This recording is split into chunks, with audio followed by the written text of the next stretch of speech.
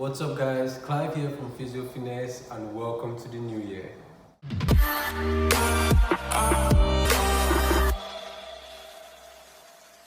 Now if you're watching this video, there's a very good bet you made it to the year 2023 and I want to wish you a very happy new year. Now that the holidays are past us, a lot of us have this momentum going into the new year. We want to start a new course, a new project, study something new, start a new diet plan, start a new workout plan, and so on and so forth. And I don't want us to waste this momentum. If you are one of those people who has been procrastinating, starting your fitness lifestyle, eating healthy, working out, this video is meant for you because today we're going to be discussing a bunch of things that you should know before you start your fitness journey. Today we're going to be looking at 7 things that you want to know while you're starting your fitness journey. Now these items are particular to pretty much any individual regardless of your fitness goal. Now before we get into these items properly, it's important that you understand that not everything works for everybody the exact same way. Some people respond faster or slower to certain things due to a number of factors, from your genetics to your drug metabolism enzymes to your personal preferences. So it's important that you understand that these tips won't work for everyone the same way, but they do apply to everybody. Now the very first point is to ask yourself what are your goals and why, and then you go ahead to write them down. I cannot emphasize this point enough because a lot of us start off on a journey without a why. There should be a reason you want to do what you're doing. There should be a reason you want to lose weight. There should be a reason you want to bulk up. There should be a reason you want to do cardio. So before you even pick whatever kind of training that is going to follow, you should know within yourself what it is you want. You should write it down and establish it first. That brings me to point 1.1, which is knowing how to set short-term goals. You could start off by having a weight loss goal, and along the line you discover that your endurance is at so level. You are gassing out after, let me say, 5-10 minutes, but you want to improve your endurance, you want to prove your aerobic capacity, your lung capacity, and then you start targeting getting to like 20 minutes, 25 minutes, 30 minutes before gassing out. You started creating little goals inside the main goal of weight loss. So that's one thing I want us to understand. It's fine to have new goals if they fit within, what you started with. Alright then, point number 2, make a weekly schedule. Why do you need to make a weekly schedule? You need to make a weekly schedule so you can find balance between 3 things. Number 1 is your training, number 2 your nutrition, and number 3 your rest and recovery.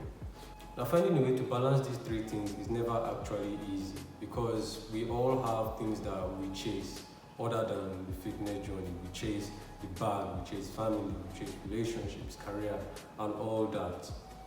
So it's important that you understand that this will take some conscious effort and some conscious planning. You establish what it is you want, first your goals, and then you balance out when or how you are going to chase those goals every single week. Alright, so we're heading to point number 3 as you're entering this fitness lifestyle. Drink more water.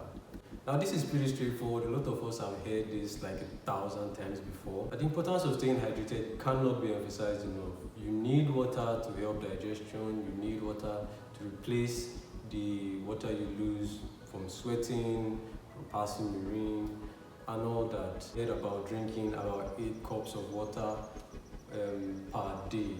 Now, although you don't need to measure that, it's just an easier way to remember to drink water.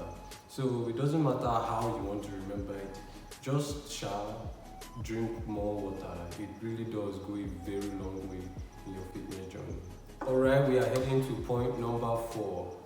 Eat more whole foods. This generation of people are much more obsessed with just having something in their stomach. Now, it's very understandable that because of the hustle of the day, you don't really have the time to think of what to eat. So it's easier to just go for these junks that will replenish your energy for a short while. But it is important if you're going into this fitness lifestyle that you consider eating more whole foods. Notice my emphasis on the word more. I am not saying that you should just cut out junk completely because you're going into the fitness lifestyle. These things take time. Start off by reducing the amount of junk food you eat while increasing the amount of whole foods you eat. Now, what do I actually mean by whole foods? I mean stuff like fish, meats, your vegetables, and making reference to my second point about making a schedule. How you consume these whole foods, whatever these whole foods of your choice are, now fall back to how you plan every week. Now we head on to point number 5, which is probably my favorite. Move more.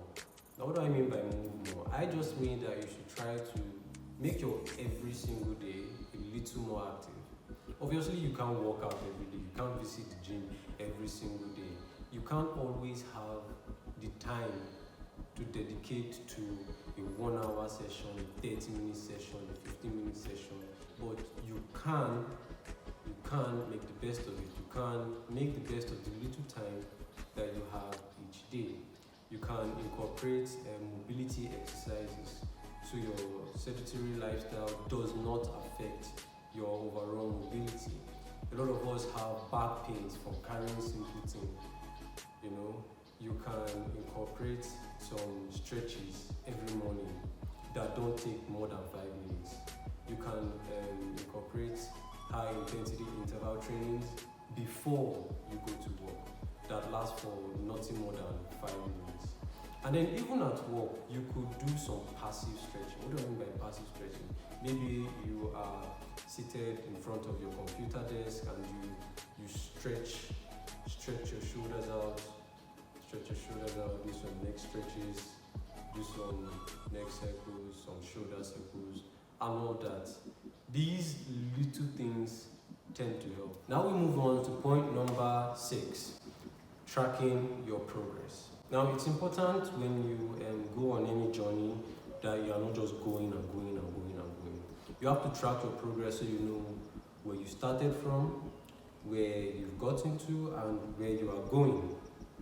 Now, progress can be different for different people. The definition of progress alone is dependent on not just the goal but also the individual. Progress could mean looking different. Progress could also mean feeling different. Now, regardless of what progress is to you, it's also important that you learn to appreciate overall progress. A lot of us start working out and don't look at things that are outside what we want. For instance, I've heard a lot of clients tell me how they feel after a cardio session, like after a dance cardio session, during the course of their day. They tell me that they don't get tired as often at work. They tell me they feel much lighter, they have more energy. Now, this client could have a goal of losing weight, or a goal of building muscle, or building a big booty, or having six-pack, whatever. But these other things are there. These other signs of progress are there that we always tend to overlook. It's important that you try to appreciate the little things.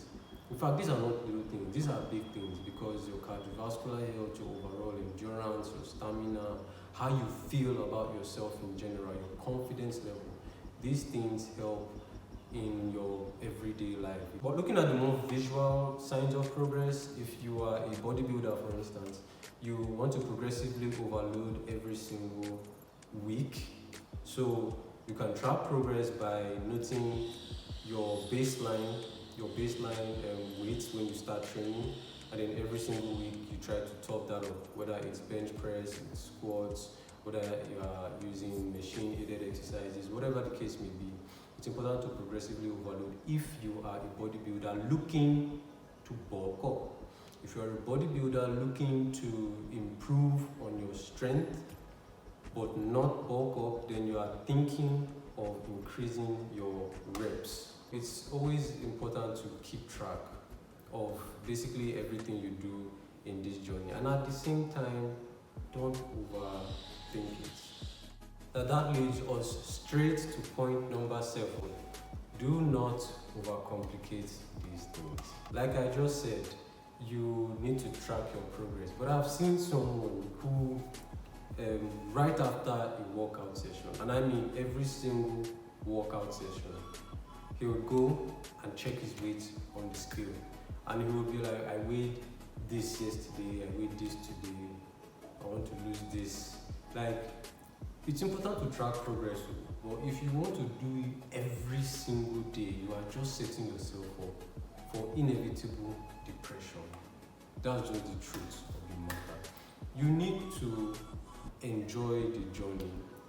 You need to enjoy the journey, which is why I made mention of appreciating those things that were not, like pinpointed as part of your goal. You need to appreciate having more stamina and having more endurance and feeling better and good about yourself because of the activities and what you're eating. So tracking progress should not be something you're so obsessed with. You should not be counting that, okay, I've been doing this for 1 week, I'm not seeing anything. I've been doing this for 1 month, I'm not seeing anything. It actually takes the body a very long time to adapt to a movement alone. It is very important that as you try not to overcomplicate things, that you, number one, you give yourself time, and number two, you allow it to become second nature. Everything that I've mentioned from the beginning will take conscious effort, but as time goes on, this conscious effort becomes subconscious effort. When I first started training other people, not just myself, it would take me a significantly long time to come up with what I want to do for this client. Even for myself, I would tear out a sheet of paper, I would write down the exercises that I want to do. I still do this thing till this day, but the difference is the way I would brainstorm back then and the way I brainstorm now is a lot different. It takes me a much shorter time because I do it out of habit. So it's not as conscious as an activity for me anymore, and this applies to anybody. You don't need to be such a lover of fitness before you easily incorporate this thing, but you have to start from somewhere, and then with time it becomes second nature. Now those are the 7 points I wanted to share with you guys, but before I end this video, I want to leave you with 3 questions that you should ask yourself going into this lifestyle. Question number 1, what do I like to do? Question number 2, what does my body need? Question number 3, is there something I want to learn, and is there something I want to get better at doing? It's important that you keep this in mind, not only from the fitness perspective, but from a personal perspective. It's important that you establish this within yourself. You ask yourself this question, you give yourself a concrete answer as you scroll through any of the 7 points that I've mentioned. So we have come to the end of this video. It's important that you also save this video so that you have something to reference back to in case you're ever running out of motivation and it's not the beginning of another year. Also, if you've made it this far into the video, I want to especially thank you. If you haven't subscribed to my channel, please do. You can hit the subscribe button right down below the video. Also give this video a thumbs up and let me know in the comment section which of these 7 tips that you follow and what your fitness goals for the year 2023 is. Now with that said, I wish you the very best this new year has to offer. I'll see you guys next week. Stay fit, stay healthy, mad love. Peace.